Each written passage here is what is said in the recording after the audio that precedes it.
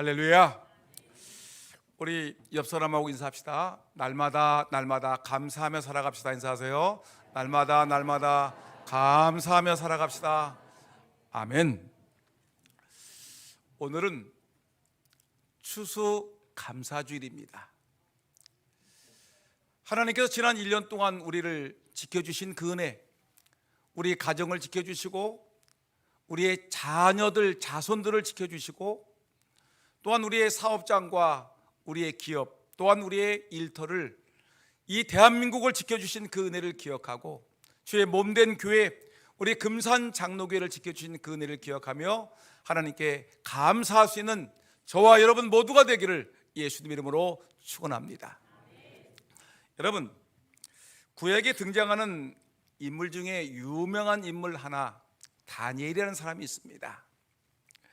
다니엘은 어린 시절 안타깝게도 나라가 바벨론에 의해서 나라가 망했습니다.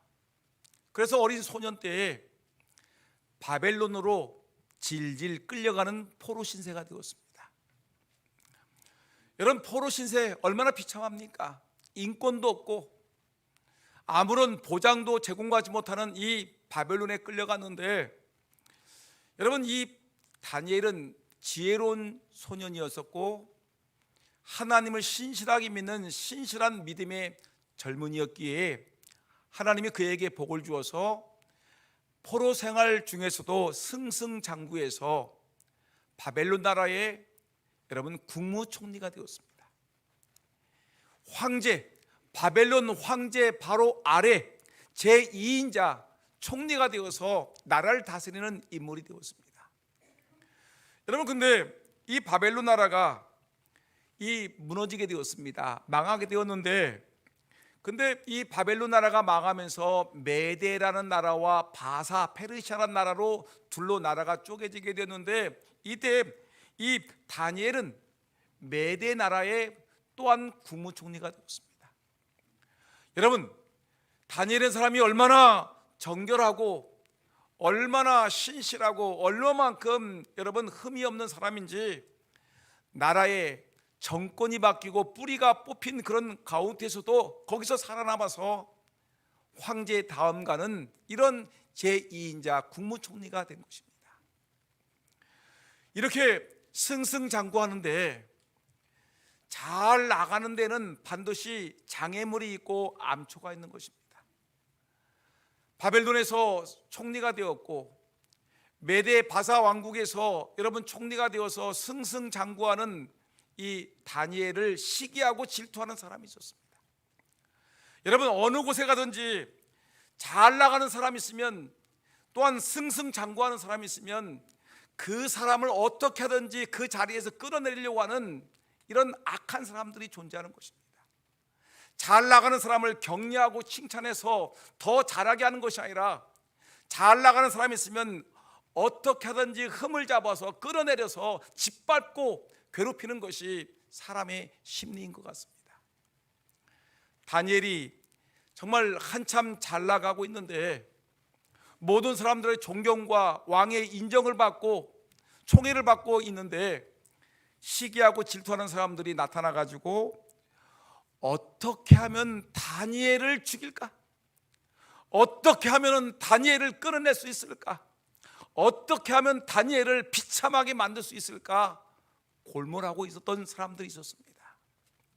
그 사람들이 다니엘을 유심히 관찰해 보았습니다. 근데 어떤 잘못된 점이 없는 것입니다. 흠도 없이 티도 없이 일도 잘못한 것이 없이 아주 열심히 살아가는 다니엘을 바라보는데, 가만히 보니까 다니엘의 반복되는 행동이 있는데, 아침에도 창문을 열어놓고 예루살렘을 향해서 그가 믿고 있는 하나님을 향해서 기도하고, 점심 때도 창문을 열어놓고 자기가 믿고 있는 하나님을 향해서 예루살렘을 향하여 기도하고 있고, 저녁에도 기도하고 있는 것입니다.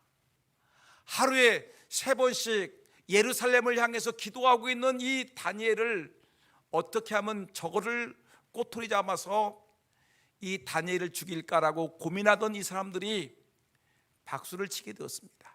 아, 그래, 다니엘을 죽일 수 있는 방법이 생겼다. 이들은 음모를 꾸몄습니다. 임금님이 황제에게 쫓아갔습니다. 황제님, 황제께서는 정말 이 세상의 어떤 인간들보다 더 위대하신 분이십니다. 신들보다도 더 위대하신 신이신데, 신들이 있다면 신들 중에 최고의 신이 바로 황제이십니다. 황제는 모든 사람들에게 존경을 받아야 되고, 모든 사람들의 찬송을 받아야 되고, 모든 사람들의 기도를 받으실 만한 위대하신 분이시니까 지금부터 법령을 바꾸셔서 이 황제의 치하에 있는 모든 신하든지 백성들이든지 모든 사람들이 임금님께만 찬송하고 임금님께만 기도할 수 있는 법령을 내리셔서, 만일에 다른 신에게, 다른 사람들에게 절하고 기도하는 사람이 있으면 사자굴 속에 집어넣는 이런 벌칙을 내려주시기 바랍니다. 법령을 속히 제정해 주시기 바랍니다. 임금님은 신 중에 최고의 신이십니다. 황제께서는 최고의 황제이십니다. 어서 이 법령을 허락해 달라고 요청을 하니까, 여러분, 황제는 너무너무 기분이 좋았습니다. 그래, 내가 인간들 중에 최고의 인간이고 모든 신들 중에 내가 최고의 신이 된다. 그리고 모든 사람들이 나에게 기도할 것이고 나를 찬송할 것이다. 그래서 임금님은 도장을 찍었습니다. 지금부터 모든 신하들과 모든 백성들은 나 외에는 다른 신에게 기도하거나 절해서는 안 된다. 나에게 기도하지 않는 자들은 반드시 사자굴 속에 집어넣어 죽여버리겠다라는 법령을 내리게 된 것입니다. 여러분, 이럴 때 다니엘이 어떻게 했습니까? 다니엘은 그 법령을 그는 알고 있었습니다. 그리고 이제 하나님께 기도하게 되면 자기가 사자굴 속에 떨어져서 죽는다는 것을 알게 되었습니다. 이제는 기도할 수 없는 상황에 놓였습니다. 환난이 오게 되고 고난이 오게 되고 큰 시험이 닥치게 되었습니다. 그렇지만 다니엘은 지금까지 하나님이 나에게 베풀어 주신 은혜가 얼마인가, 지금까지 내가 포로로 잡혀와서 지금 이 바벨론에서 내가 제2의 총리가 되었고, 내가 이 메대 나라에서 내가 이렇게 하나님께 복을 받았는데, 내가 내 목숨 하나 살려고 나에게 이렇게 은혜를 베풀어 주시고 축복해 주신 하나님께 내가 하나님을 배반할 수 있을까? 나는 죽으면 죽었지 하나님을 배반할 수 없느니라. 내가 사자굴 속에 집어던짐을 당해서 사자의 밥이 될지라도 나는 나에게 은혜를 베풀어 주신 하나님의 은혜를 잊을 수 없노라. 그런 마음에 결심하고 예전과 같이 똑같이 아침에도 무릎을 꿇고 기도하고, 점심에도 예루살렘을 향해 두 손을 들고 무릎을 꿇고 기도하고, 저녁에도 하나님을 향해서 무릎을 꿇고 기도하는 기도의 사람이 되었습니다. 기도를 포기하지 않았습니다. 다니엘 6장 10절 말씀에 이 내용이 자세히 나와 있는데, 다니엘 6장 10절 말씀 보니까 다니엘이 이 조서에 왕의 도장이 찍힌 것을 알고도 자기 집에 돌아가서는 윗방에 올라가서 예루살렘으로 향한 창문을 열고 전에 하던 대로 하루 세 번씩 무릎을 꿇고 기도하며 그의 하나님께 감사하였더라. 그의 하나님께 감사하였더라라고 성경은 우리에게 말씀하고 있는 것입니다. 여러분, 자기가 죽을 줄 알면서도 하나님께 무릎을 꿇고 기도하며 하나님께 자기가 사자굴 속에 떨어질 걸 알면서도 하나님께 감사하는 이 다니엘의 감사의 모습을 보시기 바랍니다. 죽을 겁니다. 사자굴 속에 떨어질 것입니다. 비참하게 죽을 것입니다. 그런데 그럼에도 불구하고 하나님께 감사하는 이 다니엘의 모습을 보시기 바랍니다. 이 다니엘이 기도하다가 결국은 음모론자들에 의해서 결국은 붙잡혀서 임금에게 끌려가게 되었고, 임금님은 대노해서 다니엘을 당장 사자굴 속에 집어쳐넣으라고 명령하게 되었고, 사자굴 속에 던짐을 받게 되었습니다. 여러분, 그런데 하나님은 어떤 분이십니까? 자기를 향해서 기도하고 하나님께 그럼에도 불구하고 하나님을 향해서 감사 기도하는 다니엘을 하나님은 그냥 버려두지 아니하시고 사자굴 속에 던져지는 그 순간에 여러분 사자들의 입을 하나님이 꽉 봉해버렸습니다. 사자들은 다니엘이 떨어졌음에도 불구하고 먹잇감이 내 앞에 있음에도 불구하고 입을 열지 못하고 으르렁 거리다가 결국은 여러분 다니엘을 잡아먹지 못했습니다. 그리고 다니엘은 하나님께서 지켜주신 것을 깨닫고 하나님께서 함께 하심을 깨닫고 하나님께 감사하고 임금님은 다시 다니엘을 끄집어내서 이 다니엘에게 더욱더 큰 축복을 주었고 다니엘을 더 총애했다고 성경은 우리에게 말씀하고 있습니다.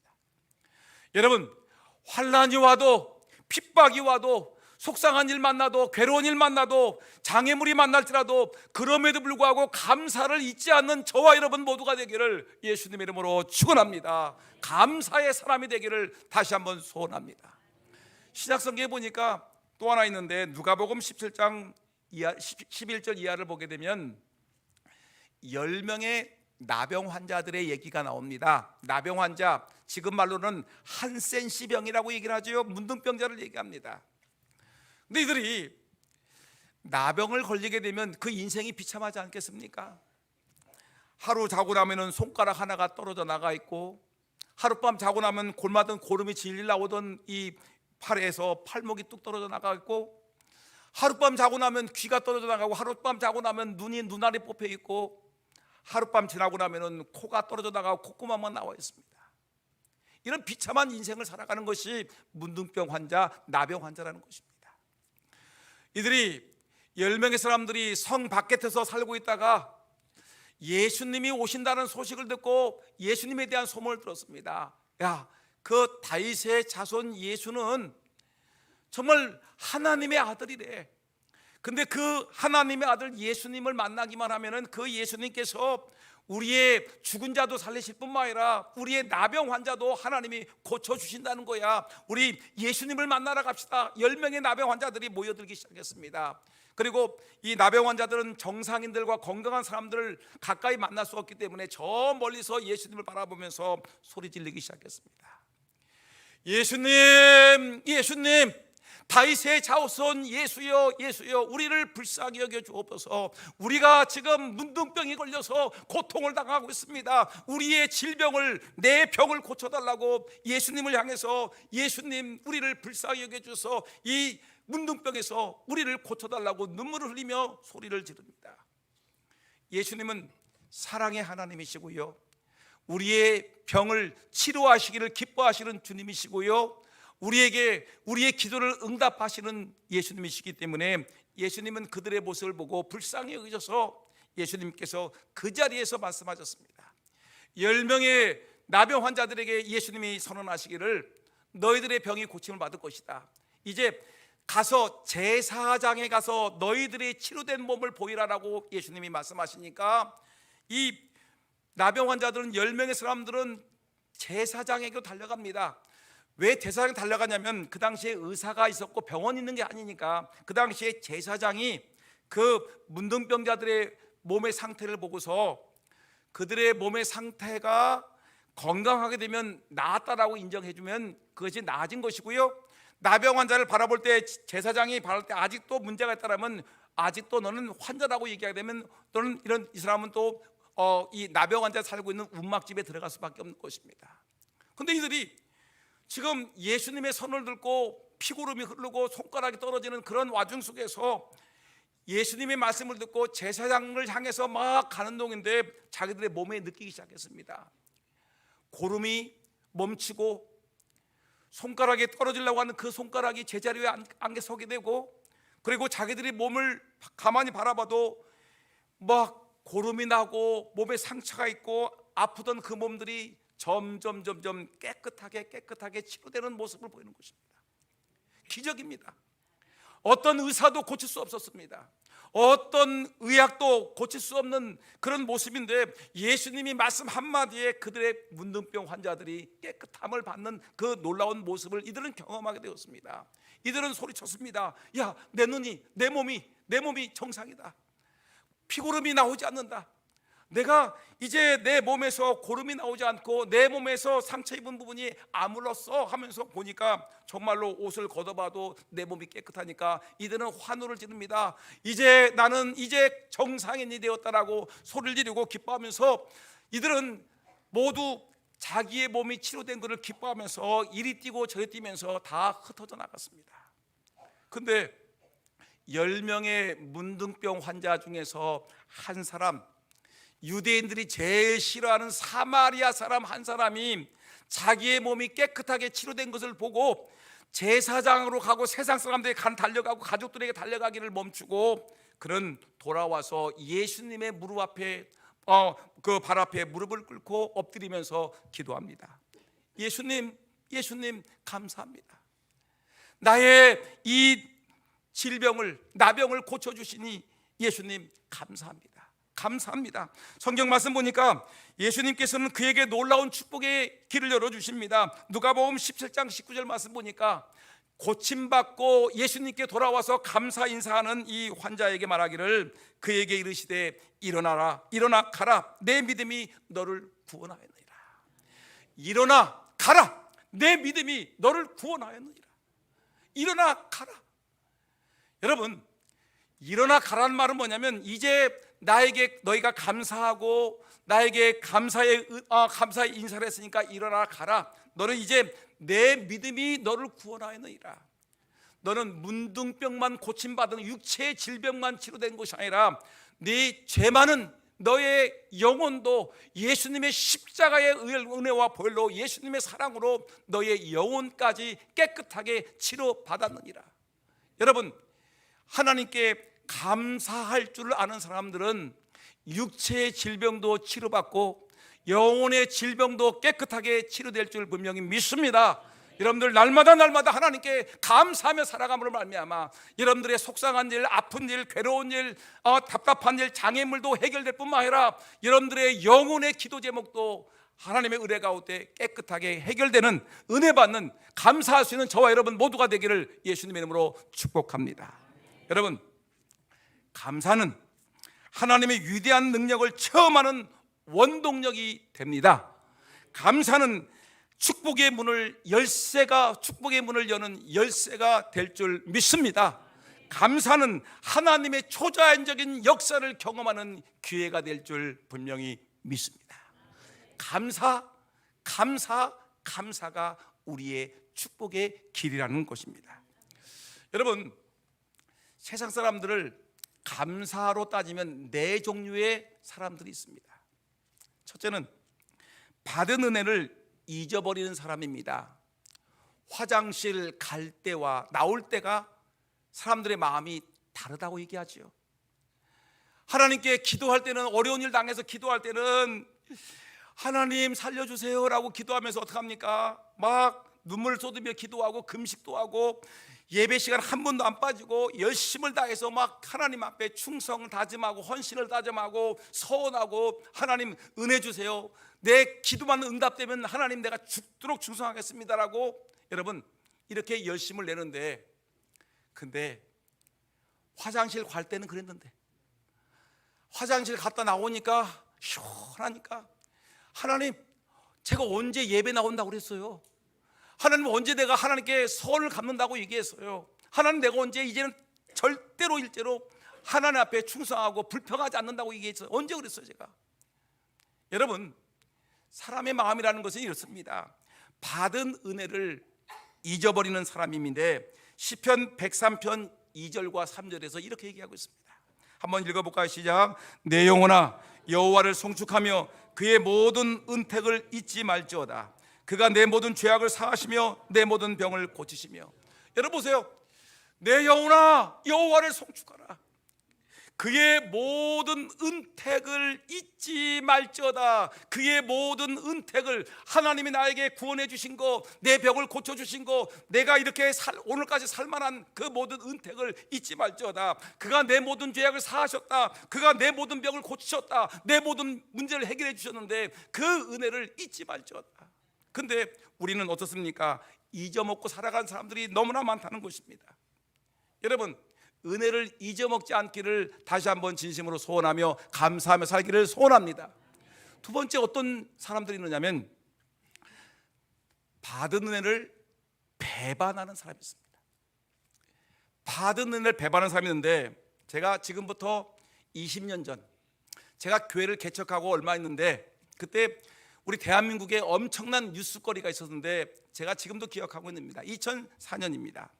12월 2일 날 4명의 10대들이 경찰에 붙잡혔습니다. 어떤 내용이냐면, 지금도 제 머리에 생생한데, 30대의 이 회사원이, 젊은 아이들이 고아 같은 아이들이 방황하고 있는 거예요.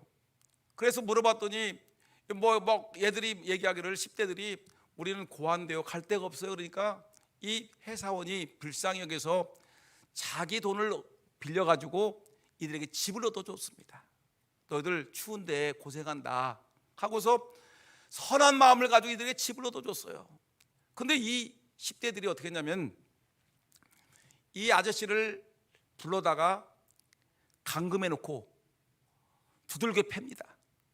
돈을 달라고 얘기합니다. 그리고 카드를 빼가지고 그 당시 20년 전에 500만 원을 탈취합니다. 그리고 이 아저씨를 갖다가 어떻게 하냐면 땅속에 묻어두고 죽인다고 얘기하고 돈도 달라고, 그리고 드럼통에다 집어넣어가지고 불에 태워 죽이려고. 여러분, 이런 못된 짓을 했습니다. 여러분, 은혜를 원수로 갚는다라는 것이 바로 이것입니다. 지금까지 베풀어준 은혜가 얼마나 큰데, 갈 데 없는 자기들에게 방어도 주고 자기들 살아갈 수 있도록 여건을 마련해 줬는데 불구하고 돈을 더 뺏으려고 카드 뺏어도 두들겨 패고, 땅속에 생배장하고 드럼통에 넣어 불에 태워 죽이려고 하고. 여러분, 이거를 뭐라고 하냐면 받은 은혜에 감사하지 못하고 배반하는 사람이라는 것입니다. 여러분, 은혜를 마음속에 깊이 새기며 감사하며 살아가는 저와 여러분 모두가 되기를 주님의 이름으로 축복합니다. 그 다음에 세 번째, 인생은 받은 은혜에 대해서 감사하는 사람입니다. 하나님의 은혜가 너무나 감사해서, 하나님 감사합니다, 감사합니다. 어떻게 하든지 하나님의 은혜를 보답하려고 주의 교회에서 김장을 한다라면 김장 속에 피곤하고 바쁘고 분주하지만 그래도 추운 날 와서 무 뽑고 배추 뽑고, 추운데 김치 담그는 일에 애쓰고 수고하고, 이 강단을 꾸미기 위해서 애를 쓰고, 또 여러 가지 교회를 위해서 애쓰고 수고하고. 여러분, 받은 은혜에 대해서 왠지 모르게 감사해. 하나님의 은혜만 생각나면 눈물이 뚝뚝 떨어지고 왠지 모르게 기쁘고 감사하고 춤을 추고 싶은 마음속에 있어요. 받은 은혜에 감사하는 것입니다. 여러분, 우리가 이렇게 살아야 되지 않겠습니까? 받은 은혜에 대해서 감사할 수 있는 저와 여러분 모두가 되기를 진심으로 소원합니다. 그 다음에 네 번째, 어떤 종류의 인생이 있냐면, 이제는 감사의 수준을 넘어서 미리미리 하나님께 감사하는 사람이 있습니다. 지금은 내 기도가 응답되지 않았습니다. 아직까지 내 답답한 문제가 해결되지 않았습니다. 그리고 여전히 문제와 어려움과 장애물이 있습니다. 여전히 내 몸은 아픕니다. 여전히 내 아들 딸들은 속을 썩입니다. 여전히 내 삶의 문제들은 해결되지 않아서 머리가 아픈데, 그럼에도 불구하고 가만히 생각해 보니까 하나님의 은혜가 너무나 크고 감사합니다. 근데 이럴 때 하나님께 미리, 하나님께서 내 기도 문제를 해결해 줄 줄 믿습니다, 감사합니다 하면서 미리 하나님께 감사, 응답해 줄 줄 감사, 내 아들 딸들 고쳐줄 줄 감사, 내 병을 고쳐줄 줄 감사, 내 문제 해결될 줄 알고 미리미리 하나님께 감사하는 감사의 사람이 있다는 것입니다. 미리 감사하는 것. 여러분, 요한복음 11장 41절 말씀 보니까 주님께서 나사로의 무덤 앞에 서 있습니다. 나사로가 죽은 지 벌써 나흘째 돼서 냄새가 납니다. 풀풀 시체 냄새가 납니다. 근데 예수님이 그 나사로의 무덤 앞에서 뭐라고 하느냐면, 돌을 옮겨 놓으니 예수께서 눈을 들어 우러러 보시고 이르시되, 아버지여, 내 말을 들으신 것을 뭐다? 감사하나이다. 아버지여, 예수님의 아버지가 누굽니까? 성부 하나님이죠. 근데 그 성부 하나님께 아버지요, 내 말을 들으신 것을 감사하나이다. 지금 예수님께서, 하나님께서 나사로의 생명을 살린 것이 아닙니다. 아직까지도 지금 무덤 속에서 냄새가 나는 시체로 있어요. 근데 예수님은 어떻게 하냐면 무덤 앞에서 기도하기를, 하나님 이 나사로를 살려줄 줄 믿습니다 하면서, 아버지요, 내 말을 들으신 것을 감사하나이다. 미리 감사.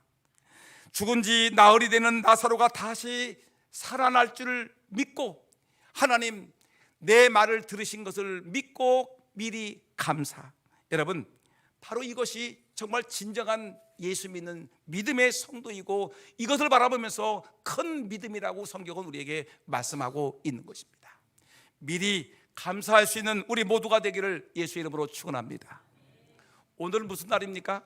추수감사주일입니다. 지난 1년 동안 하나님의 베풀어 주신 은혜를 기억하며 하나님께 감사하는 감사의 주일입니다. 성경은 말하기를 범사에 감사하라. 항상 기뻐하고 쉬지 말고 기도하고 범사에 감사하라. 범사에, 여러분 가정일이든지 직장일이든지 교회일이든지 범사에 감사하라. 힘들고 어려워도 감사, 기뻐도 감사, 감사하라. 성경은 우리에게 감사라고 얘기했습니다. 불신자와 예수 믿는 사람들의 차이점은 뭐냐? 불신자들은 자기에게 기분이 좋으면 감사하지만, 불신자들은 자기에게 마음에 들지 않으면 불평, 원망, 시기, 질투, 다툼하지만, 그러나 예수 믿는 사람들은 그럼에도 불구하고 좋을 때도 감사, 내 마음에 들지 않고 어려운 일 만날 때도 그럼에도 하나님이 더 좋은 걸 주시겠지, 하나님 나를 이거 훈련시키는 거겠지 하면서 뭐야 합니까? 감사, 범사에 감사. 이것이 예수 믿는 성도들의 아름다운 삶의 모습이라는 것입니다. 여러분, 오늘 저는 설교 제목을 감사해야 될 이유가 뭔가, 예수 믿는 사람들이 살아가면서 감사해야 될 이유가 뭔가, 가정생활 속에서 감사, 직장생활 속에도 감사, 예배생활 속에도 감사, 신앙생활 속에도 감사해야 될 이유가 뭔가, 그 이유 간단하게 여러분들에게 말씀드리고 마치려고 합니다. 가장 먼저 감사해야 될 이유는 뭐냐면, 감사는 하나님께 상달되는 예배이기 때문에 감사합니다. 성경 시편 50편 14절 말씀 보니까 감사로 하나님께 제사를 드리며, 구약 성경에는 이 제사를 하나님께 예배드리는 걸 제사라고 얘기했고요, 신약 성경에는 이 제사를 갖다가 예배드린다고 얘기했습니다. 감사로 예배를 드리며, 이 감사로 예배를 드릴 때 우리 하나님은 이 예배를 받으신다는 것입니다. 어떤 분이 이렇게 얘기했습니다. 감사는 예배 중에 가장 아름다운 행위다. 여러분, 예배 중에 찬양도 매우 중요하죠, 헌금도 중요하죠, 말씀도 중요하죠, 기도도 사도신경을 외우는 것도 중요하지만, 우리가 예배 시간에 찬송할 때 감사로 찬양하고, 기도할 때 감사로 하고, 말씀을 들을 때도 감사, 우리가 샤론 참모단이 참모할 때도 감사, 찬양대가 찬양할 때도 감사, 헌금할 때도 감사로 우리가 하나님을 예배할 때 하나님이 가장 기뻐 받으시는 예배가 바로 감사의 예배라고 성경은 우리에게 말씀하는 것입니다.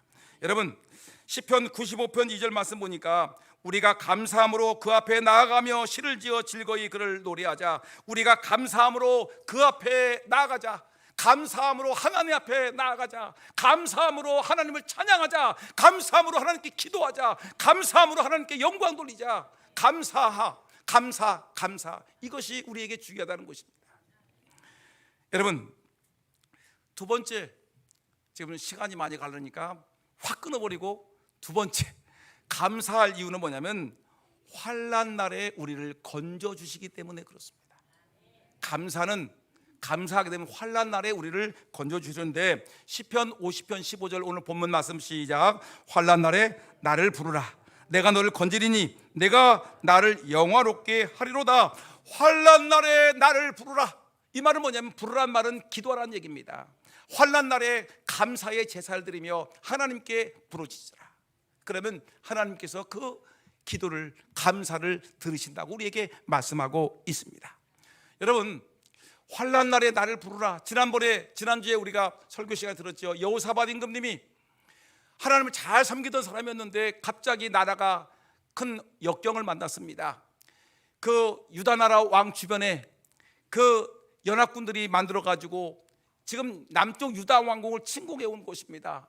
큰일 났습니다. 나라가 망할 위기에 놓여 있습니다. 환란을 만났어요. 역경을 만났어요. 나라가 무너질 위기를 만났습니다. 근데 이때 이 여호사밧 임금은 성도들에게 금식하며 기도하라고 얘기한 다음에 뭘 했냐면, 찬양대를 노래 잘하는 사람을 뽑아다가 성가대 가운을 입혀놓고 전쟁터에 제일 앞세워놓고 뭐라고 했죠? 여호와께 감사하라, 여호와께 감사하라, 그의 인자하심을 찬양하라, 여호와께 감사하라, 여호와께 감사하라.